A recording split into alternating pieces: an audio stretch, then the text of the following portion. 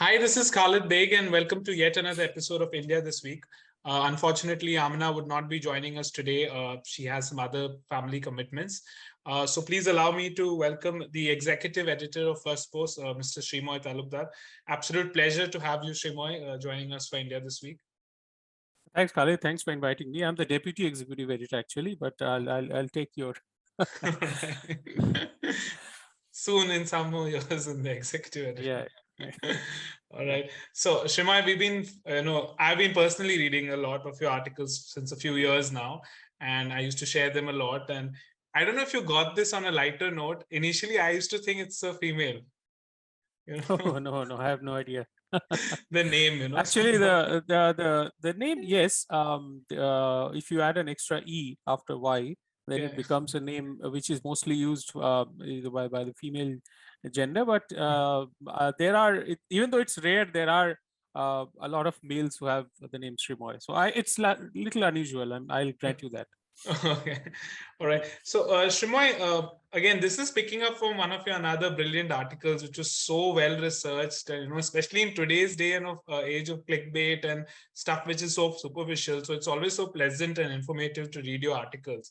And Thank you. then, we decided so that you could take out some time from your hectic schedule to talk about that particular article, which, of course, I mean, there's so much there is in it. And what I really liked was the very title, like driven by hubris and moral certitude, West harms itself, triggers an economic crisis, and hands Putin a win. So, of course, I've read this a lot of your article a lot of times to prepare for the episode, and you've clearly argued and given a lot of references and citations that this is a war 3.5 months, 4 months into. Putin has won this till now, at least. You can say Russia won, and the West zero. So starting with the first part, Srimoy, that you spoke about how in the European Parliament, that European Union's climate chief said that the risk of a full gas disruption is now more than real than ever before, and similar concerns by Germany, their economic minister, and all that.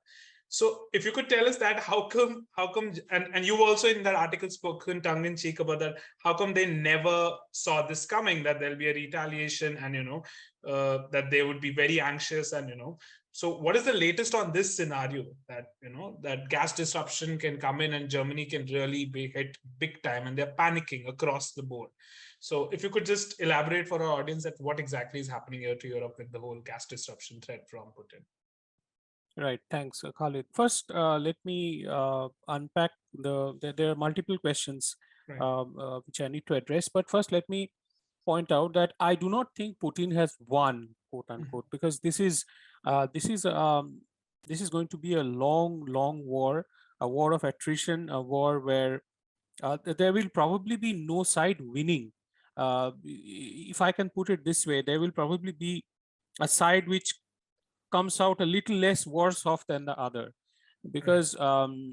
because in this war, which Europe and the West is fighting on behalf of Ukraine against Russia, it is very clear that none of the sides want to come to the negotiating table yet. Russia believes that it has enough leverage to make Europe pay for the economic war that it has launched against Russia, and the Europe and the West, especially the US, feel that Putin cannot keep up with this war for too long. Sooner rather than later, his economy will crash. His military, he will also face military defeat. So as of now, it is a game of one brinkmanship, and whoever blinks first. Now, in this war, there are two sides to this war. One is obviously the war which is being played out on the battlefield, and there, after the initial setbacks, Russia has sort of turned the tide. It has eked out crucial gains in the eastern side of Ukraine, in the Donbas region, which is the industrial belt of Ukraine. It's very mineral rich and very important, very significant. Russia has suffered a lot of losses on the ground, yes, but it has also, occupied these areas. On the other hand, Ukraine, it has also suffered huge amount of losses, but it has still now thwarted Russia's gains. It has not allowed Russia an easy victory, and Russian advances have come at a very high cost. While this military war is being fought on the ground, there is a completely different war which is being conducted in the economic on the economic scale. And right from the very beginning, when Russia launched the special military operation, as it calls, against Ukraine, the West and Europe launched an economic war against Russia. Now, you wanted to know what are the sanctions that Europe had put in place against Russia. I think these were extremely wide-ranging, and they were aimed at crippling Putin. There were multiple aims behind these sanctions, which the West and the Europe, which the US and its European allies, the NATO allies, imposed on Russia. It was mainly designed to deter Putin from achieving his objective, which is a military objective. So what the West, the US and the NATO allies were trying to do is, by deploying economic sanctions on Russia, they were trying to dissuade Putin from going ahead in the military arena. Right. So an economic war was being launched to dissuade Putin from going ahead in the military arena. But the problem with this approach is that economic sanctions are very blunt, as I pointed out in my article. They are not like scalpels. It is not a surgeon who's performing a surgery with a scalpel. These are blunt instruments. And when you use these blunt instruments, you cannot always control the repercussions, or you are not always in control of the escalation ladder. For instance, you might want the sanctions to perform a certain role, but the sanctions may perform another role instead. And it very often, more often than not, the sanctions do backfire. Now, let us see what is happening in this case. You asked me initially what was the thing that Germany, did not Germany see it coming? Well, let me tell you something. So the German economic model was, Germany is Europe's most industrialized nation. It is the engine of Europe. And this engine of Europe was driven primarily by Russian energy. And this is something which did not start with Angela Merkel, even though Angela Merkel is getting a lot of flack. But it did start with the chancellor before her, which is Gerhard Schroeder. What they did was that they created a system in which Russia will supply gas at a very low cost, and Europe, and especially Germany, will use that gas for its industries. And so in one way, the entire European industrial engine was being propelled by Russian gas. Now, when Putin launched this war against Ukraine, he was very aware that obviously the West, the US and the NATO would be imposing economic sanctions against him. He had gamed it. I'm not very sure that the Europeans gamed it that way. And in fact, this is where I find it very startling. I think that the Europeans went into this war against Russia in a very naive frame of mind. And it really baffles me to see the naivete which is on offer. I see European, German ministers, European Parliament members anguishing before the media. Then how could Putin launch a commodity war against us? How could he weaponize energy against us? I mean, what did you expect? You are asking me what sort of sanctions which were imposed on Russia, and let me read out to you some of the sanctions which Russia has been confronted with. Right. The US has barred Russia, and I'm giving you these data from a BBC article. Right. US has barred Russia from making debt payments, making it harder for Russia to repay its international loans. All of Russia's central bank assets have been frozen, which means all the reserves it has in foreign currencies. Major Russian banks have been removed from the international financial messaging system, which is called SWIFT, which makes it very difficult for Russian banks to perform or operate. The UK has excluded Russian banks from the UK financial system. Russia sanctions have been targeted against all imports of oil brought in by the sea from Russia. And this is where the problem started. Now, when Europe was imposing these sanctions, Europe was very careful to keep the oil and the gas bit out of the sanctions arena, because it knew that if those things if sanctions affected those parts, that it would be a self-defeating. Because obviously Europe, to some extent, the old Europe, Germany, Italy, they are very dependent on Russian energy, and they understand. They knew it pretty well that if Russian sanctions or sanctions against Russia cover the energy which Europe imports from Russia, then they will be sort of kicking themselves in the foot, or they will be taking an axe and kicking themselves in the foot. So they were very clear, and this was and while I mean, when the sanctions were announced, there was a very clear intent on Russia's on Europe's part to keep these the imports out of the sanctions. And this is something which gave, it sort of made it very clear to Putin that while Europe is going headlong into the economic war, the very fact that it is choosing to keep oil out of and gas out of the sanctions bit, or at least in a time bound manner, they said that we will also stop buying Russian oil, but not now. We will do it bit by bit. So that is like almost handing the leverage to Putin on a platter. It is telling him that, look, we are vulnerable here. And it is no surprise. I mean, if you were Putin, what would you do? If you see that your adversary is hitting you with heavy dose of economic sanctions, would you not be using the leverage which you have against them to good use? And that is exactly what Putin has done. He is hitting Europe where it hurts the most. He has stopped the gas flows into the Europe, and the situation in Europe, in Germany, is so bad right now. In fact, I was reading some of the latest reports. I was it is not very shocking. In fact, if you had read my report, you will know that some of the things which I had said, that is coming to sort of fruition. Right now, Russia has cut flows to Europe, and the cost of natural gas, which Europe imports from Russia, has surged 25%. Wow. In fact, on Wednesday, only on one day, the gas price rose as much as 13%. Because you see, there are two pipelines. One is Nord Stream 1 and the other is Nord Stream 2. Now, when the Russia started this war against Ukraine, the first thing that German Chancellor Scholz did was that he stopped the Nord Stream 2, which was built over a period of time. It was supposed to give Germany another outlet. There is one Nord Stream 1. Nord Stream 2 was supposed to be another outlet, which gives more energy to Germany. He immediately, he stopped Nord Stream 2. So you could say that he sort of shot himself in the foot. And now, when that happened, it gave Putin the excuse, and Putin is using that excuse. So Nord Stream 1 was closed for so-called maintenance work since July 11. And the maintenance work was supposed to last for about 10 days. But even after the maintenance work was finished, Putin has not restored the earlier flows. It has used, initial flows were cut from 100% to 40%. And after maintenance work was done, it has now been cut by another 20%. So, and what has been the effect in Europe?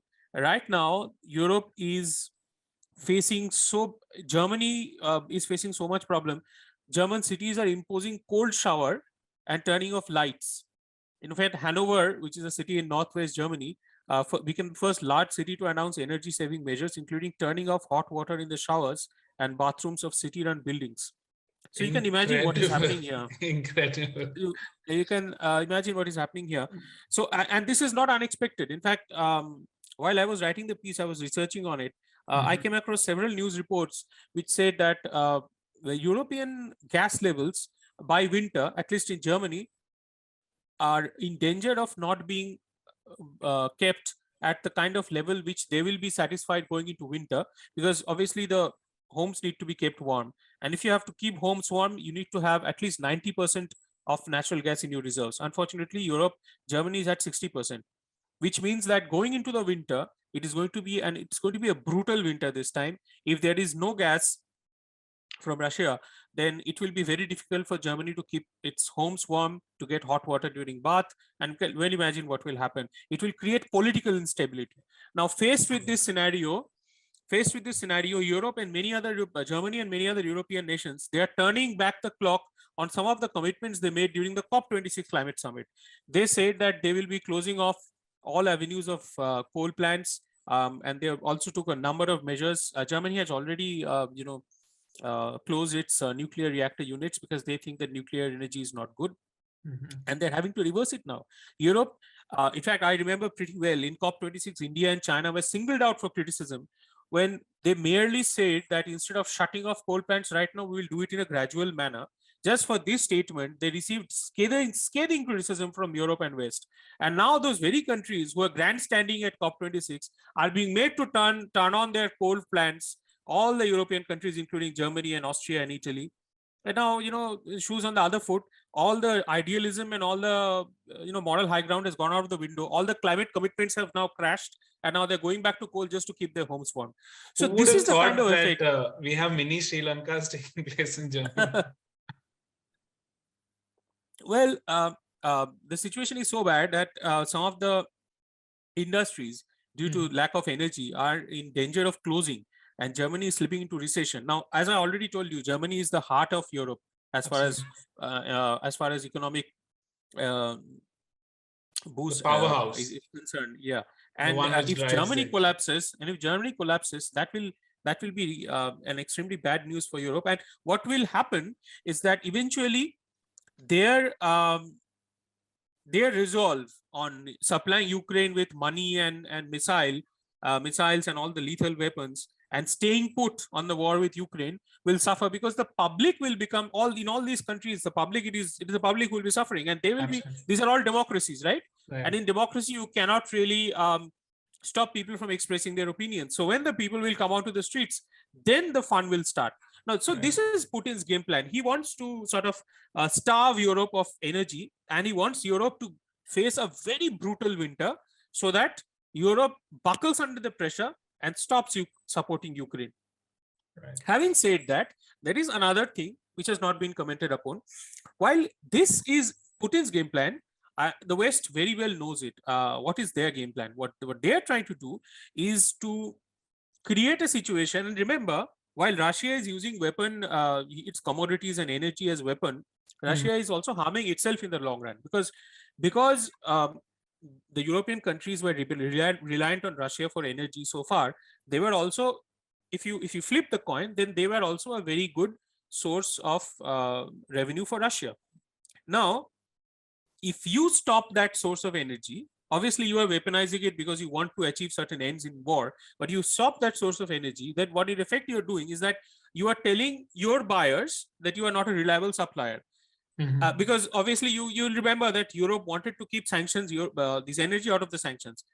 Putin weaponized it because he wanted that leverage. But in effect, what is happening is that in the long run, Europe will be forced to wean itself off Russian energy. And when that happens, then Russia will have a problem, because obviously as a commodity producer, it needs a buyer. So in the long run, what Russia is doing will eventually harm it. But in the short term, it is Europe who will face the brunt. Right. Shumai, that gets me into the next question again, which you have, elaborated very much in detail, that there's a gap now between the way the general populace in US and Europe is seeing it vis-a-vis the rulers, right? There is a fatigue, and you also spoke about one of the senators backed by Trump who said this is not our war to fight. So if you could tell the viewers that what is that gap which is clear between the rulers and the populace, where the populace is really not wanting to be a part of this. They have their empathy with Ukraine and the rulers. So if you could talk about that. Well, I mean, it is pretty obvious, as I said, that as the pressure increases on as the economy collapses and it goes into a recession. If you look at what is happening in US and in Europe, in US the inflation rate is so high, and the inflation rate is partly a side effect of the sanctions that have been imposed on Russia. So the inflation has gone up, and in order to tame the inflation, what has the what has American Federal Bank done? It has hiked the interest rates.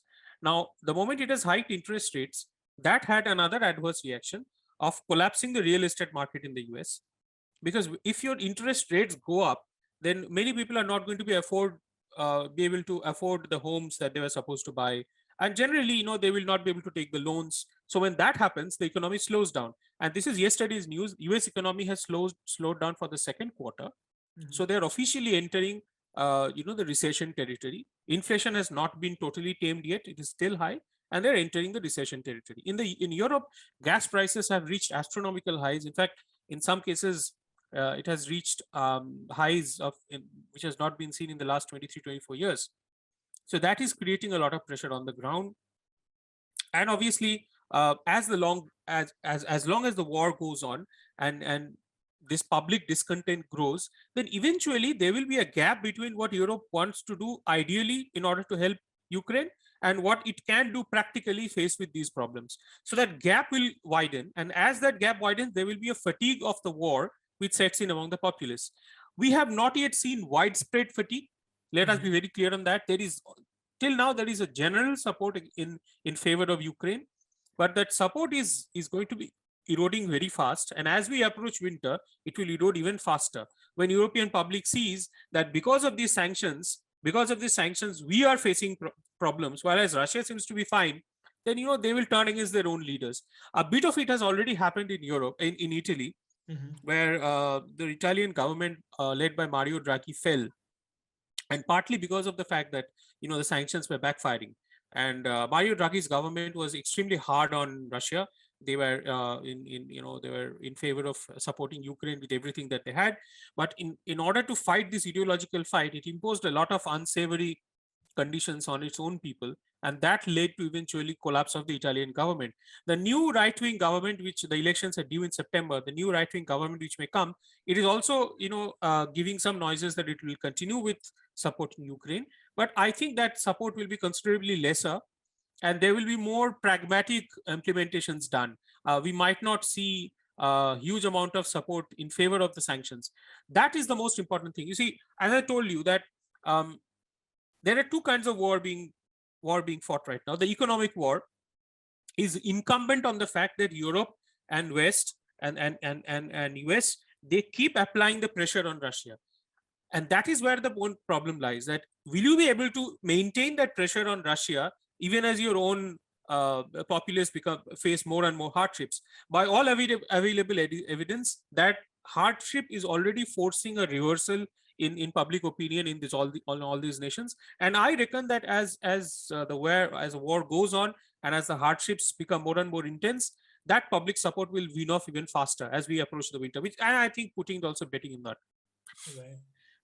Continuing with that, you've also, Shimoy, mentioned in the article that Russia has actually doubled its revenue by selling fossil fuel worth $93 billion in the first 3.5-4 months.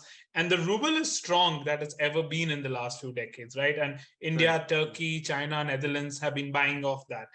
So how is this planning out? I mean, the year two, advantage Russia, right? If you could speak about that. Yes. So what is happening with the ruble is that the ruble is, and this is where the hubris part comes out. When these sanctions were first imposed, at that point of time, Biden had boasted before the world that he has made the ruble rubble in just 1 week. And we were told by hagiographic pieces in Western media, there is this fellow called Dalip Singh, who was supposed to be a financial whiz kid, who was bought from the Wall Street into White House. And he came in with a lot of swagger, and he said that, I am so good.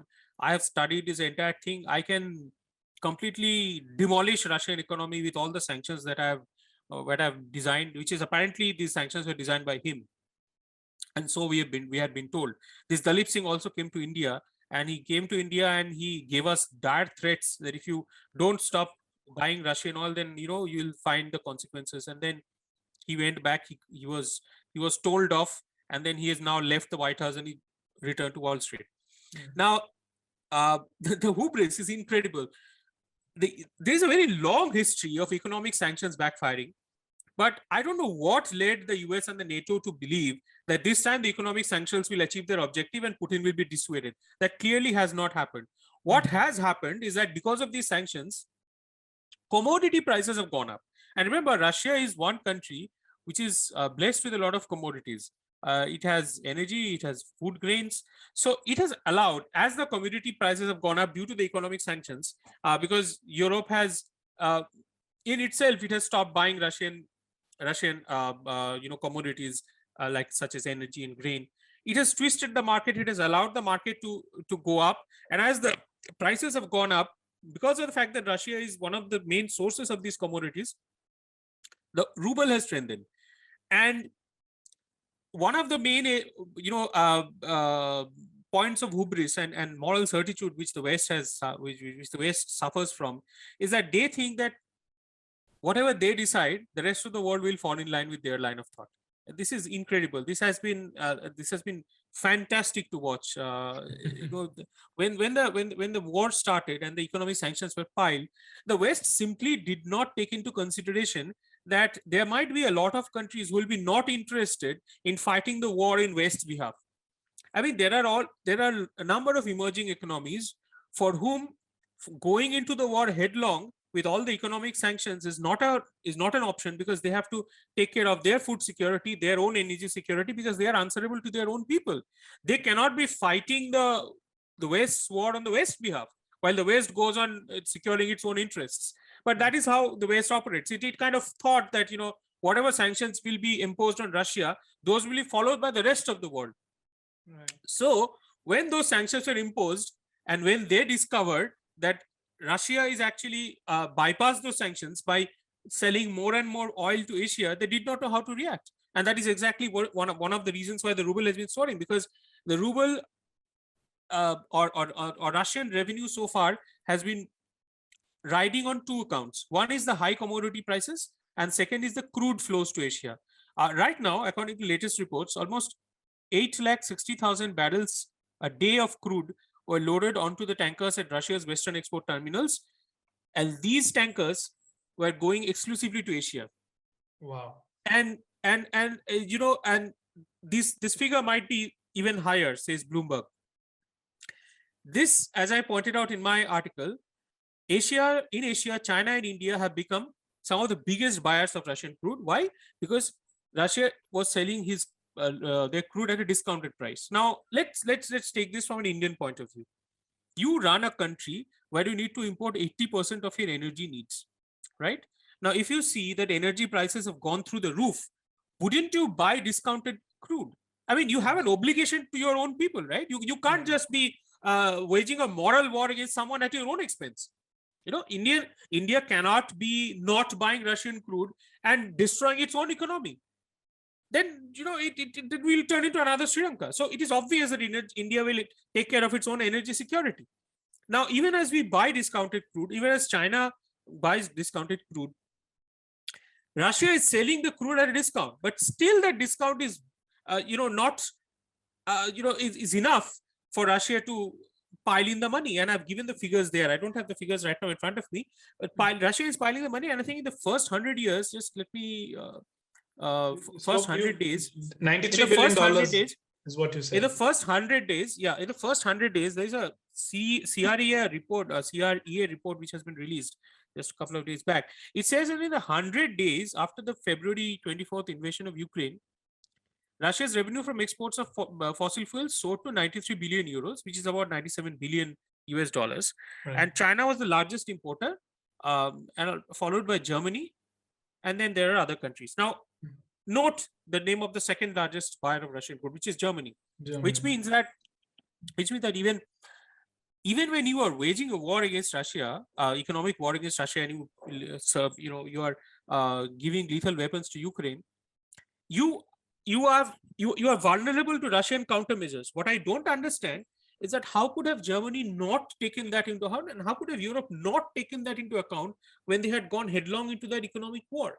This is something which I really don't understand. I mean, it kind of seems to me that Europe went into this war without even thinking of the consequences. They went into this war because they were riding a frenzy of moral high ground that, we have to support Ukraine. We have to do something to make Putin pay. We have to bring him to his knees. But they're not very clear-eyed on what this means when he retaliates. And I have tied this down, and I think that the answer to this question as to why Europe behaved in this way lies in the fact that it has gone soft in the decades since the Second World War, simply because it has enjoyed a security umbrella provided by the US, which has enabled Europe, which has been the theater of some of the most brutal wars in the last few decades of human civilization. And very strangely, that Europe has completely forgotten. It has sort of turned so soft. It has focused solely on economic growth. It fashions itself into a normative power, which it isn't, but that is a separate story. But because, this is my contention, because Europe enjoys a security umbrella provided by the US, it has simply lost the appetite to fight. And since it has lost the appetite to fight, it has also lost the appetite to it has lost the ability to think strategically, which is exactly what has happened. Putin has been thinking strategically from the very start, but Europe was thinking in a moral way. For instance, it sort of told Putin that, look, man, I'm going to bash you with this weapon, but please don't touch that energy thing, because that is needed for me. You don't go into wars like that, right? I mean, it's incredible. I think that's why you nailed it, that it's hubris and moral certitude, right? That's what it boils down to, right? Yeah. All right. Another question would be that how would you, Shrimoy, rate India's policy in this war? Well, I think India's policy has been very pragmatic. We needed to ensure our energy security. We have done so. We have not gone headlong into backing Russia's war. And I think we have been very clear on that. India has made it clear on multiple locations that it does not support Russia in whatever it is doing. It supports diplomatic resolutions to any problems. It does not support the killing and all the suffering that Ukrainians have been subjected to. But it is not our war, and we cannot be expected to fight on Europe or US's behalf. We cannot be we cannot be saddled with the values that the Europe and the West preaches but does not practice themselves. It is not our war. We will be pragmatic in our dealings, and in whatever we do, the paramount importance should be put into the fact that we have to take care of our own interests, and without being immoral. I think the crucial difference between India and China's policy towards Russia is that while China wants Russia and its camp to hit back against the West, form a sort of a separate Cold War bloc, if you like, India does not believe in that. And it has, while it has not expressly condemned Russia, because of many reasons, that requires a separate sort of episode. But it has also not backed Russia either. It has never said that whatever Russia is doing is right. I mean, it has been expressly critical of Putin's actions. So the problem is that the West always thinks in terms of binaries, and this binary thinking, either you are for us or against us, has led the West to level some very unfair charges on India. I think those charges are totally uncalled for, and I think that India has handled itself admirably with a lot of pragmatism. Its policies have been bang on, and look where we are right now. In fact, when Europe is suffering almost a recession, Indian economy, obviously, it has been hit by the war. All of the countries in the world have been hit by the war. Inflation has gone up, but we have been reasonable in handling our economic problems, and I think we are in a good place right now. Right. So I think with that, we've gone through everything that, the brilliant article was there. So I'll put it up in the comment as well. Thank you, Shrimoy, for that masterclass of saying how it's all interconnected. And lastly, I think my view would be that Zelensky would be better off, trying to ensure that the war doesn't last and do those silly Vogue photo shoots. So what do you make of that, Shrimoy, with that?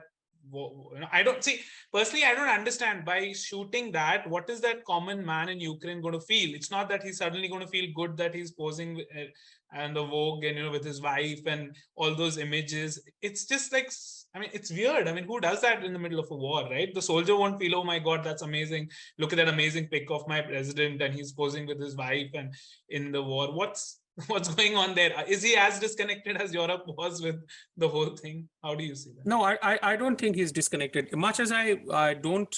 My personal opinion is that I think that Zelensky's Vogue photo shoot with his wife is puerile. It shouldn't have been there.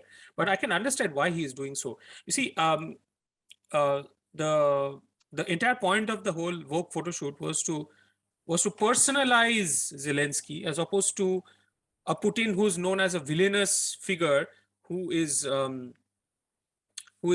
completely detached from the world, and he's only interested in fighting a war and rolling out tanks and invading another country. It's this Thanos-like figure, if you like, who has no emotions whatsoever. Right. Whereas, and remember, this is not for Asian audience. This is not for Indian audience. Whatever Zelensky has done, he's been doing it for the West.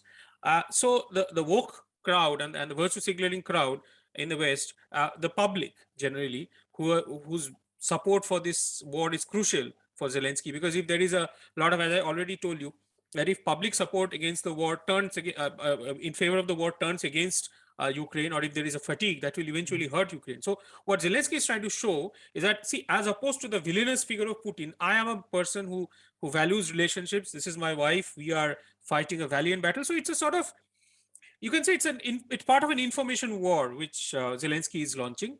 All right. It has its own obviously a lot of, there will be a lot of criticisms, but I think it has also hit a lot of targets. It is the intention was to show that this is Putin's war against someone who leads his country with a lot of bravery, who values relationships, who's in tune with human values of love, of camaraderie, of honesty, of bravery. So this was part of the information war, this entire Vogue photo shoot. I don't think it was random.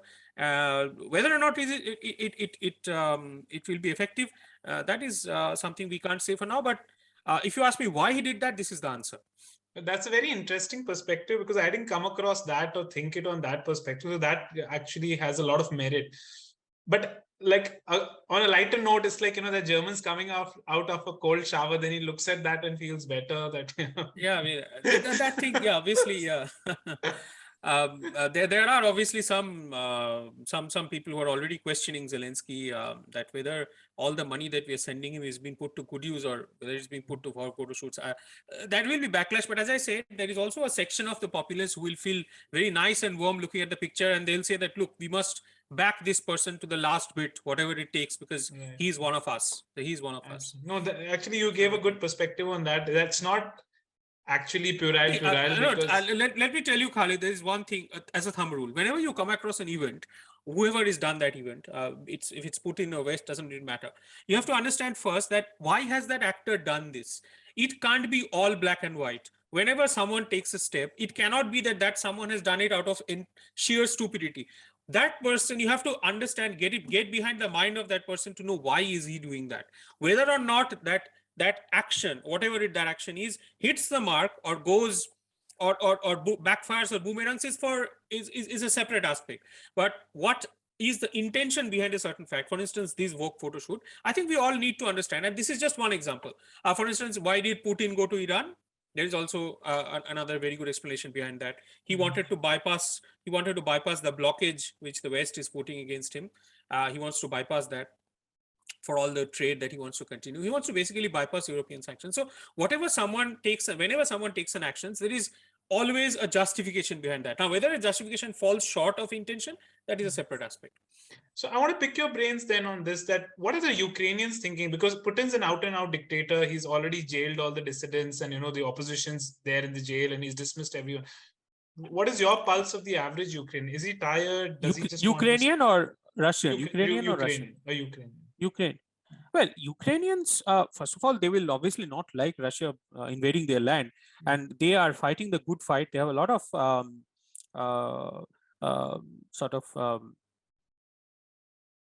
rightful indignation which is fueling their fight. And remember, when you are attacking someone, that person's commitment towards the fight will be lesser than the person who's defending their own land. So in that way, Ukrainians are putting up a very brave fight. The ordinary Ukrainians are obviously tired of the war. They don't want the war. But here's a crucial question, right? As of now, Zelensky wants to continue this war, and he has stated that he will take back every inch of land which Putin has invaded and has occupied. Now, I think this is a performative position. This is not a practical position. Why performative? Because he knows that if he backs down now, then the people who are fighting the war, their morale will dip. Then why am I fighting for? We are already going to. But he also understands, and even though Zelensky might appear as someone who's disconnected from reality, but he also understands that this performative action or this performative position can be sustained only to a certain point. If the war goes on for too long, then eventually he will have to come to the negotiating table. The decision that he has to take is whether he comes to the negotiating table while he still has something to negotiate with, or when he has left with no other option. I kind of think that the West is leading him up the garden path, and eventually he will be pushed into a corner. He will have very little leverage to negotiate with. I fear that is going to happen. I hope that doesn't happen, but the West is driven by a frenzy of its own. It wants to bring Putin down, and down to the last Ukrainian. They don't really care about Ukraine. Right. So, Shimoy, I want to end this with what I started this with. And I mean, it's very clear with all the facts that you put out, the arguments that you put out, what's really happening. Round one, Russia 1, West 0. I know. I don't want to. No, I know you've asked me this question before as well. No, I want to don't end it think with this that because see, you convinced me so much, right? no, That I see. I'll tell you what. I'll tell you what. I can I'm tell not you that saying, like you said, ki, there's going to be a clear-cut winner at the end of this 1 year, 2 year, 1.5 year, 5 years. But whatever you put out right now, it seems no. that I will. I will tell you this much. I think that the war has not really gone the way the West thought that it would. It thought that it would, make Putin pay for whatever he has done, but it has not really gone that way. And it has also not entirely gone Putin's way, because he has been made to pay a very big price for the position that he finds himself right now. But if we balance both the situations, if we balance both the outcomes right now, I think the balance will be skewed a little bit in Putin's favor. Let's put it that way. all right. Okay. That I think. So I'll take it like the round one is just by that slight, last over victory in a cricket match. Sounds sort of. Yeah. Okay. All right. Thank you, Shimo. It was a pleasure. It was a masterclass in understanding where the conflict stands right now and how everything's interconnected in the globe. And we hope to have you more often in the future so that you can impart your knowledge on other issues that are happening, because Pakistan's economy is collapsing, Bangladesh's much touted economy is collapsing, and from your busy schedule, it would be great to have you. Thank you so much from us and from all of you. Thank you for inviting me. your time. Thank you for inviting me.